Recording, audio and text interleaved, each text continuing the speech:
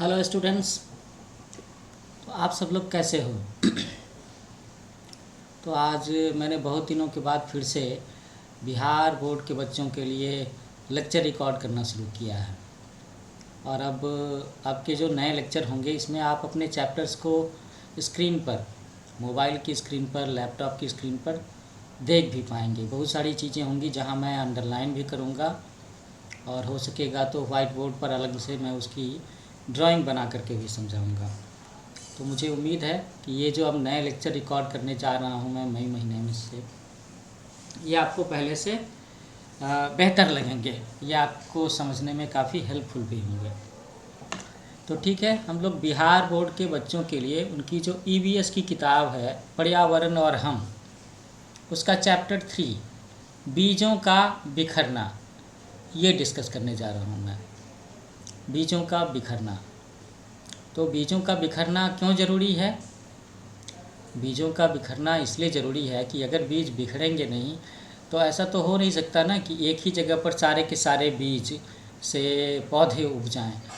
हर पौधे को अपना एक निश्चित जगह चाहिए, उसको बढ़ने के लिए धूप चाहिए, मिट्टी से पोषक तत्व चाहिए, पानी चाहिए।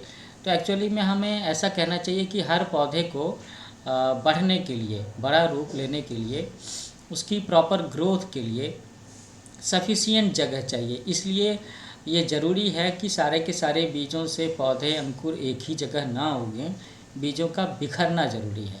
आप देखते होंगे ना कि धान के खेतों में भी धान के पौधों के बीच में एक दूरी मेंटेन की जाती है, गेहूं के पौधों में भी एक दूरी मेंटेन की जाती है। आप गोभी लगाओ, मूली लगाओ, है ना, इन सब पौधों के बीच में थोड़ी सी दूरी मेंटेन करने की ज़रूरत होती है। गन्ने के पौधों के बीच में भी दूरी की ज़रूरत होती है, ताकि एक पौधे को उसकी ज़रूरत के हिसाब से सही मात्रा में हवा, धूप, पानी और जो भी न्यूट्रिएंट्स, मिनरल्स उसे ज़मीन से मिलने होते हैं वो मिल सकें। ठीक है बच्चों, तो चैप्टर का नाम है बीज का बिखरना। इसे हम लोग इंग्लिश में कहते हैं dispersal, DISPERSAL, dispersal of seeds भी कहते हैं। तो आपका ये चैप्टर है बीजों का बिखरना। तो मैं चैप्टर डिस्कस करता हूँ। उत्क्रमित मध्य विद्यालय बसबुटिया चंद्रमंडी के बच्चे जैन धर्म के 24वें तीर्थंकर वर्धमान महावीर के मंदिर का दर्शन करने जमुई जिला के सिकंदरा प्रखंड स्थित लछवाड़ गांव आए हुए थे। इसे जैनियों का एक समूह भगवान महावीर की जन्मस्थली भी मानता है। जिस जगह की बात हम लोग कर रहे हैं, जमुई जिला के सिकंदरा प्रखंड स्थित लछवाड़ गांव, है ना। सभी बच्चे मंदिर प्रांगण में घूम रहे थे, तभी इला की नज़र मंदिर की दीवार पर गई। इला एक बच्ची है, एक स्टूडेंट है। वहाँ पीपल का एक छोटा सा पौधा दिख रहा था। ये पीपल का एक छोटा सा पौधा दिख रहा है ना आपको, ये ईंटों के बीच में लगा हुआ है। उसने कहा कि दीवार पर पीपल का पौधा कैसे उगाया?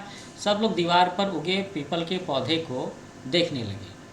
अब ये सोचने की बात तो है ही, आश्चर्य करने की बात है कि भाई किसी की ऐसी इच्छा थोड़े ना होगी कि वो अपने घर की ईंटों की दीवार में पीपल का पौधा उगाए। और पीपल के पौधे के बारे में कहते हैं कि उसकी जड़ें बहुत नीचे तक जाती हैं, बहुत फैलती हैं। तो अगर घर में, मकान में, मिट्टी की दीवारों में, ईंटे की दीवारों में कहीं ना कहीं अगर इसका पौधा उग जाए तो वो दीवार को कमज़ोर कर देता है। ये बात होती है। तो सारे लोग दीवार पर उस पौधे को देख करके सोचने लगे। किसी बच्चे ने कहा, दीवार पर पीपल का पौधा कैसे उगाया? सब लोग दीवार पर उगे पीपल के पौधे को देखने लगे। यीशु ने कहा, हमारे घर की चारदीवारी पर भी इसी तरह से कुछ पौधे उगे हुए हैं। अब यीशु नाम का एक और बच्चा है, वो कहता है कि उसकी घर की चारदीवारी पर भी इसी तरह से कुछ पौधे उगे हुए हैं।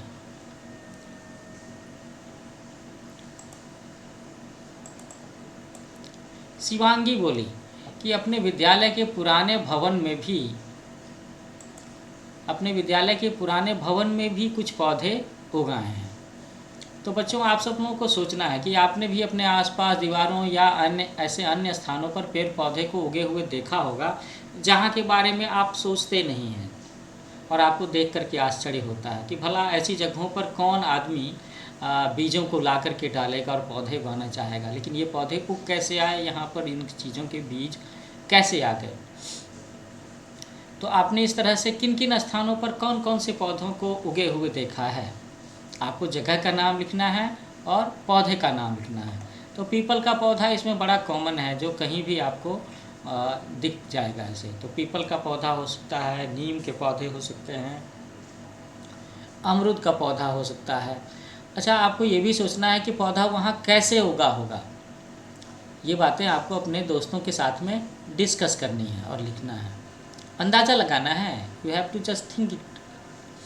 अब शिवांगी एक बच्ची है, एक स्टूडेंट है, उसने अपनी टीचर से पूछा कि पेड़ पौधे दीवारों पर कैसे उगाते हैं। तो शिक्षिका ने कहा कि जब किसी पेड़ पौधे का बीज किसी भी तरह से कहीं पहुंच जाता है तो वहीं वह अनुकूल परिस्थितियां ढूंढने लगता है। अगर बीज को मिट्टी, पानी, ताप, हवा समुचित मात्रा में मिलते हैं तो वह अनुकूल मौसम में अंकुरित होकर के बढ़ने लगता है। ये बात अंडरलाइन करने की है। कौन सी बात? कि अगर बीज को मिट्टी, पानी, ताप, हवा समुचित मात्रा में मिलते हैं तो वह अनुकूल मौसम में अंकुरित होकर के बढ़ने लगता है। तो ये सारी चीज़ें चाहिए, मिट्टी भी चाहिए, पानी भी चाहिए, ताप, थोड़ी सी गर्मी भी चाहिए और हवा भी चाहिए। ईरा बोली कि पौधों के बीज इधर उधर कैसे चले जाते हैं। तो यहीं पर बात आती है जिससे अपने चैप्टर का नाम जुड़ा हुआ है कि बीजों का बिखरना।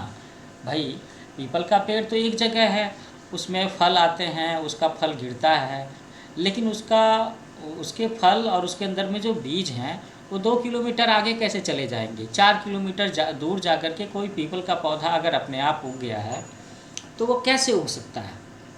तो बात है कि पीपल के पौधे के बीजों को यहाँ से वहाँ 2 किलोमीटर, 500 मीटर, 1 किलोमीटर की दूरी पर किसने पहुँचाया। तो देखो अब टीचर कैसे समझा रही हैं कि भिन्न भिन्न पौधों के बीज भिन्न भिन्न तरीके से इधर उधर जाते हैं। किसी बीज को हवा उड़ा कर ले जाती है, किसी बीज को हवा उड़ा कर ले जाती है, कोई पानी में बह कर के कहीं चला जाता है, कोई बीज अपने फलों के फटने के बाद बिखर जाता है, तो किसी बीज को पशु पक्षी एक स्थान से दूसरे स्थान पर ले जाते हैं। और मनुष्य भी अपने आवश्यकतानुसार बीजों को नियंत्रित तरीके से बिखेरता है।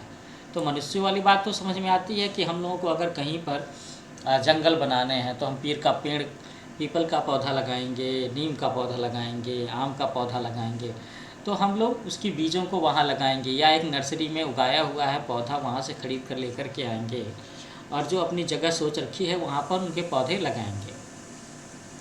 लेकिन यहाँ टीचर ने और भी बातें बताई है कि कुछ बीजों को हवा उड़ा कर ले जाती है, कुछ को पानी बहा कर ले जाता है, और कुछ बीज अपने फलों के फटने के बाद में दूर दूर तक बिखर जाते हैं और उस समय अगर हवा तेज़ बह रही होगी तो और भी दूर चले जाएंगे। और कुछ बीजों को, कुछ फलों को ऐसा होता है ना कि कुछ जानवर खाते हैं उन फलों को, उन बीजों को, कुछ पक्षी भी होते हैं जो कई तरह के फलों को खाते हैं। तो ऐसा नहीं है कि जिस पेड़ का फल है वो वहीं पर बैठ कर के उसे खाते हैं, वो उसे दूसरी जगह भी ले जाते हैं और जब दूसरी जगह ले जाएंगे तो उसमें से कुछ उनके मुंह में जाएगा, कुछ नीचे ज़मीन पर गिरेगा। और ज़मीन पर अगर उस बीज को मिट्टी, पानी, ताप, हवा, ये चीज़ें ज़रूरत के हिसाब से मिल गई तो फिर तो अंकुर हो ही सकता है, पौधा उग ही सकता है।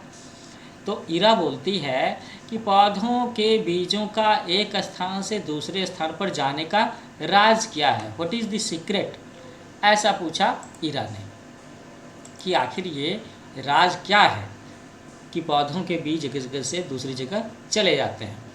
तो अब टीचर बोलती हैं, मैम बोलती हैं, इसे जानने के लिए आइए हम पहले विचार करते हैं कि अगर किसी पेड़ पौधे जैसे इमली या नींबू के सारे बीज उसके पेड़ के नीचे ही गिर जाएं तो क्या होगा। यही सवाल उठाया था ना मैंने जब चैप्टर की शुरुआत की थी, तो वही बात हो रही है। यीशु कहता है कि सभी बीज उग जाएंगे, शिवांगी कहती है नहीं नहीं कुछ ही बीज उगेंगे, ईरा कहती है कि कोई बीज नहीं उगेगा, और ईरा फिर से बोलती है कि अगर बीज उगेंगे भी तो वे बढ़ नहीं पाएंगे और मर जाएंगे। ये सबसे इम्पॉर्टेंट बात बताई ईरा ने। कि अगर बीज उगेंगे भी तो वो बढ़ नहीं पाएंगे और मर जाएंगे, क्योंकि मैंने बताया ना कि हर बीज से पौधे अंकुर होकर के बढ़ने के लिए उनको सफिशिएंट स्पेस चाहिए, जगह चाहिए।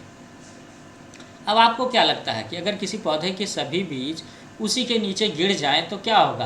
पीपल के पेड़ के पौधे के सारे बीज उसके नीचे गिर जाएं, आम के पेड़ के सारे बीज उसी के नीचे गिर जाएं, लीची के पौधे के सारे बीज उसके नीचे गिर जाएं और वहीं पर नए पौधे जन्म लें, तो क्या होगा? आपने देखा होगा ना, लीची के एक पेड़ और दूसरे पेड़ के बीच में दूरी होती है, मुझे लगता है लगभग 8 से 10 मीटर की दूरी होती है। आम के दो पौधों के बीच में भी 5 से 10 मीटर की दूरी चाहिए होगी। अब बांस का पौधा अगर हम देखें, केले के पौधों को देखें, तो उनके बीच में आपस में दूरी थोड़ी कम होती है। तो आपको सोचना है कि क्या होगा कि अगर किसी पौधे के सभी बीज उसी के नीचे गिर जाएं तो क्या होगा, ये सोचना है। सोच करके देखो, और इसका इरा के इस जवाब के साथ में क्या संबंध है, ये भी सोच करके देखो। अब टीचर बोलती हैं कि बच्चों आप सभी ने बहुत बढ़िया उत्तर दिया है। पेड़ पौधे तभी वृद्धि कर पाते हैं जब उन्हें पर्याप्त स्थान, इसी के लिए मैंने कहा था ना सफिशिएंट। पेड़ पौधे तभी वृद्धि कर पाते हैं जब उन्हें पर्याप्त स्थान, हवा, पानी, मिट्टी और सूरज का प्रकाश मिलता है। सूरज के प्रकाश से उन्हें टेम्परेचर, थोड़ी गर्मी मिलेगी और साथ ही साथ वो फोटोसिंथेसिस भी कर पाएंगे। फोटोसिंथेसिस, प्रकाश संश्लेषण। अगर वो प्रकाश संश्लेषण नहीं करेंगे तो फिर पौधों को खाना कहाँ से मिलेगा? पौधों के शरीर में पौधों का विकास कैसे होगा? तो अगर पौधों के बीजों को ये सब आसानी से उपलब्ध हो सके, इसीलिए वो अपने मातृ पौधे से, मातृ पौधे मतलब पेरेंट प्लांट है ना, वहाँ से थोड़ी दूरी पर अपने मातृ पौधे से बिखर कर दूर दूर चले जाते हैं। इसी से पेड़ पौधे की प्रजाति सुरक्षित रहती है, उनका विस्तार होता है। बीजों के एक स्थान से दूसरे स्थान तक जाने को बीजों का बिखरना कहता है। यही है ना अपने चैप्टर का नाम, बीजों का बिखरना। अच्छा, थोड़ी देर को हम लोग पौधों को छोड़ करके मनुष्यों के बारे में सोचते हैं। तो गांव में क्या एक ही परिवार के सारे लोग एक ही जगह रहते हैं? नहीं, दादा दादी, उसके बाद उनके बच्चे होते हैं, चाचा चाची, फिर धीरे धीरे उनका परिवार बड़ा होता है तो कोई शहर में जाके काम करता है, कोई दूसरे गांव में जाकर के काम करता है, और कई बार जहां वो काम करते हैं वहीं पर अपना रहने का ठिकाना भी बना लेते हैं, क्योंकि एक घर की एक लिमिटेशन है, एक सीमा है। अब उतने ही खेत से, उतने ही घर में सारे के सारे लोगों का काम कैसे चलेगा अगर परिवार बड़ा होता जाए तो ऐसी ही बात पौधों के बारे में है। अब ये ईशु बोलती है मैम से कि दीदी बीजों के बिखरने के बारे में हमें विस्तार से, हमें डिटेल में, tell me yes in detail, विस्तार से बताइए। तो बीज, सारे के सारे बीज एक ही तरह से बिखरते हैं क्या? नहीं। अब टीचर क्या बोलती हैं कि बीज अपनी संरचना के आधार पर अपने बिखरने का माध्यम चुनते हैं।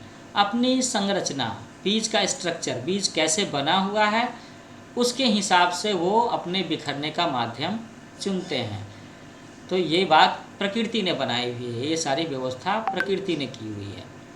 तो अब हम समझेंगे कि किस तरह के बीज अपने बिखरने के लिए कौन से माध्यम का उपयोग करते हैं। उसी के हिसाब से हम लोगों ने सारे के सारे बीजों को क्लासीफाई किया है, बांटा है अलग अलग कैटेगरी में। तो देखो बच्चों, कैसे कैसे बीज होते हैं। चटक कर बिखरने वाले बीज। कैसे बीज? चटक करके बिखरने वाले बीज। कुछ पौधों के बीज सरसों के दाने की तरह छोटे छोटे और गोलाकार होते हैं, और वे फलियों के सूख कर फटने के बाद में बिखर जाते हैं। हरसिंगार या गुल मेहंदी के बीज चटक कर या फट करके बहते हैं। तो ये तो देखा होगा ना आप लोगों ने, गुल मेहंदी का बीज। बचपन में मैं भी जब स्कूल में पढ़ता था तो स्कूल के आसपास में इस तरह के पौधे हम लोग देखते थे, और अक्सर उसे जरा सा बस ऐसे हाथ से छुओ तो ये चिटक करके ऐसे बिखर जाता था, और बच्चे इससे खेलते भी थे। इसका नाम है गुल मेहंदी। और हरसिंगार का जो पौधा होता है उसके भी बीज कुछ ऐसे ही होते हैं कि जब वो उसका फल पक कर के तैयार हो जाता है तो ज़रा सा छू दो तो उसमें पट से चट की आवाज़ आएगी और उसके बीज बिखर जाते हैं। तो बच्चों आपको ऐसा करना है, आपको फिर से इसके बारे में सोचना है। आप भी अपने आसपास जाकर के ऐसे पौधों को खोज करके उनके नाम लिखिए जिनके बीज फलों के सूखकर फटने से बिखर जाते हैं। इस काम में घर के बड़े बुजुर्ग भी आपकी मदद कर सकते हैं। अच्छा, क्या कोई ऐसा भी पौधा मिला है कि जिसके सूखे फल आपके हाथ से सटते ही फट जाते हैं, उनके बीज बिखर जाते हैं, जैसे कि ये गुल मेहंदी का फल और बीज था? अगर हाँ तो उसके भी नाम लिखना। आप चाहो तो इनके नाम आप मेरे लेक्चर के कमेंट में भी लिख सकते हो, ठीक है? मैं इंतज़ार करूँगा। अच्छा, अब दूसरी कैटेगरी है हवा में उड़ने वाले बीज। बिल्कुल, बीजों को हवा में उड़ने का भी शौक़ है। आदमी को शौक़ है, चिड़िया को शौक़ है, तो बीज भी तो हैं, इनका भी शौक़ होगा। ये तो बस मैं मजाक की बात कर रहा था। लेकिन कई बीज ऐसे होते हैं जो बहुत हल्के फुल्के होते हैं और उनके चारों तरफ ना रोएँ बने होते हैं, रोएँ, पतले पतले बाल के जैसे रोएँ, और ये पंख की तरह पतली झिल्ली सी भी होती है जो उनको उड़ने में, हवा में फ्लोट करने में मदद करते हैं, और उसकी वजह से ये हवा में उड़कर दूर दूर पहुंच जाते हैं।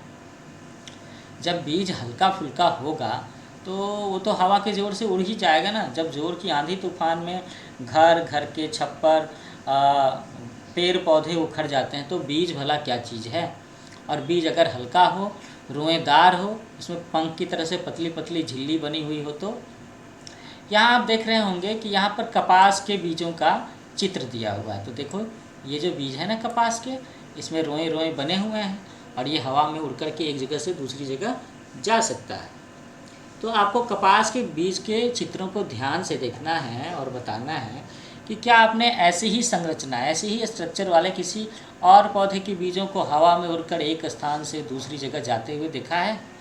अगर हाँ तो आपको नाम बताने हैं, और आप अपने अगर दोस्तों के साथ नाम शेयर करना चाहते हो, जितने भी लोग ये लेक्चर मेरा सुन रहे हैं उनके साथ शेयर करना चाहते हो, तो आप उसे लिख भी सकते हैं कमेंट में, है ना।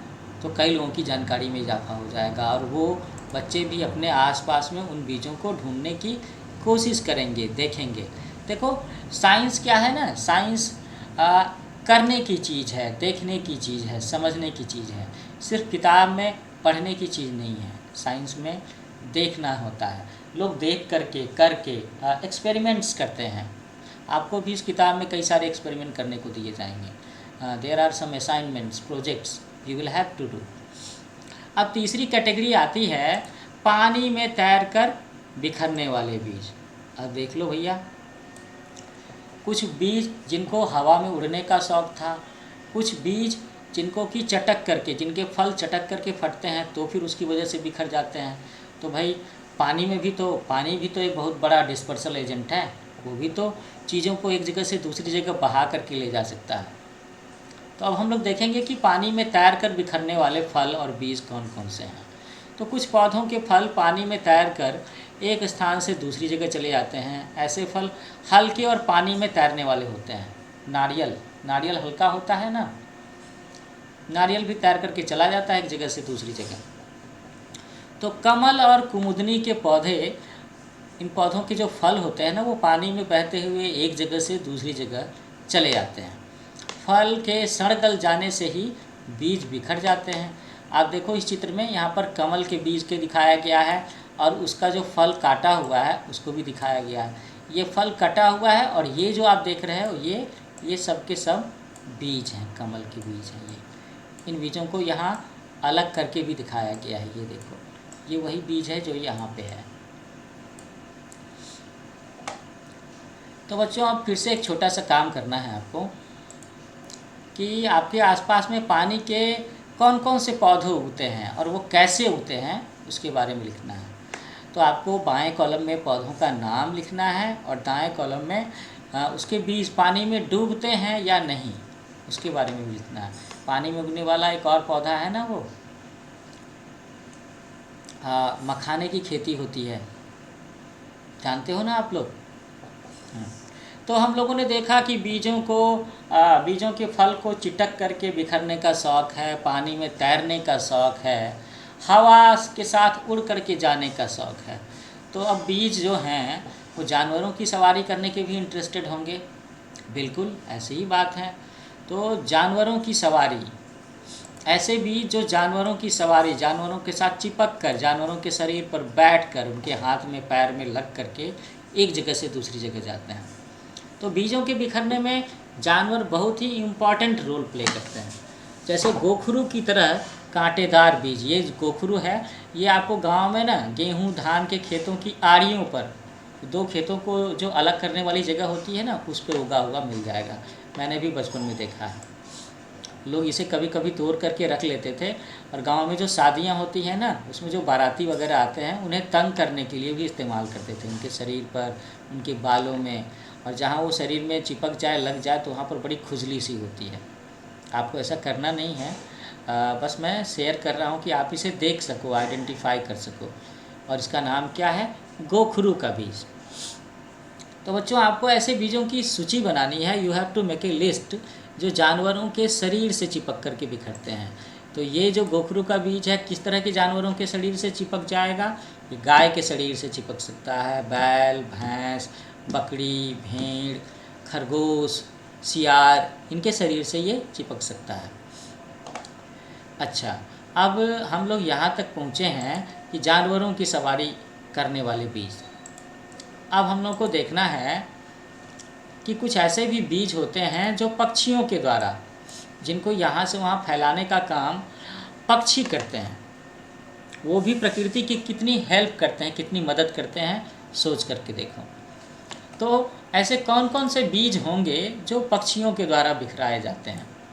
कुछ पौधों के बीज चिपचिपे होते हैं, और जब पक्षी इनके फलों को खाते हैं तब ये बीज उनकी चोंच पर चिपक जाते हैं, और पक्षी जब किसी अन्य जगह चोंच से बीज को छुड़ाते हैं तो ये बीज नई जगह पर पहुंच जाते हैं। अब जैसे कोई पक्षी कोई फल खा रहा है, कोई बीज खा रहा है, तो दूसरी जगह जा कर के वो अपनी चोंच से अगर इन चीज़ों को छुड़ाने की कोशिश करेगा तो क्या करेगा? वो दीवार में अपनी चोंच को रगड़ेगा, वो आम के पेड़ में अपनी चोंच रगड़ेगा, नीम के पेड़ में, लीची के पेड़ में अपनी चोंच रगड़ेगा।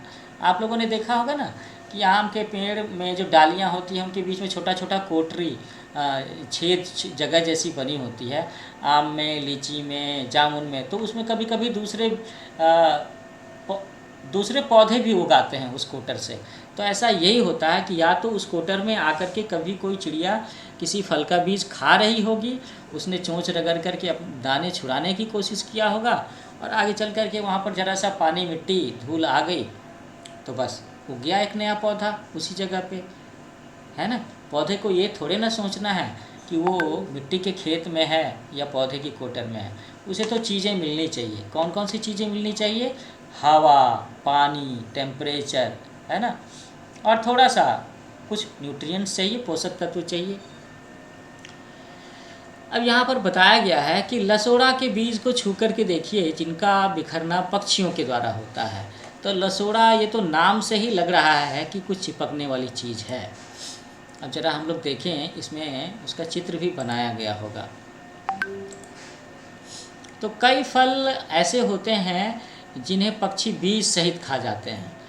फल तो उनके पेट में पच जाता है, किंतु बीज नहीं पच पाते। फल पच जाता है लेकिन बीज नहीं पच पाते, और ये पक्षी के मल, उसकी बीट, उसकी टट्टी के साथ में ये बीज बाहर निकल आते हैं। और जहाँ पर वो पक्षी टट्टी करेगा और जहाँ पर ये बीज गिरेंगे, अगर वहाँ पर बाकी सारा सर्कमस्टांसेस उस बीज के अनुकूल है, मतलब मिट्टी, पानी, ताप, हवा, तो वहाँ पर उसका पौधा उग जाएगा। और यही वजह है कि पीपल के पौधे घर की दीवारों पर, आम के पेड़ की कोटर में, या कहीं भी दूर दूर आपको उगा हुआ नज़र आता है, जहाँ के बारे में आप सोच ही नहीं सकते कि वहाँ पर कोई मनुष्य उसे उगाना चाहेगा। तो यहाँ हम लोग देख रहे हैं पीपल का पौधा, बरगद का पौधा, अमरूद के पौधे, ये ऐसे पौधे हैं जिनके बीजों को एक जगह से दूसरी जगह ले जाने का काम कौन करता है? पक्षी करते हैं, पक्षी। तो आपने देखा होगा कि ये जो अपना नेचुरल सिस्टम है, इसमें प्रकृति ने कितना बढ़िया हिसाब किताब बनाया हुआ है।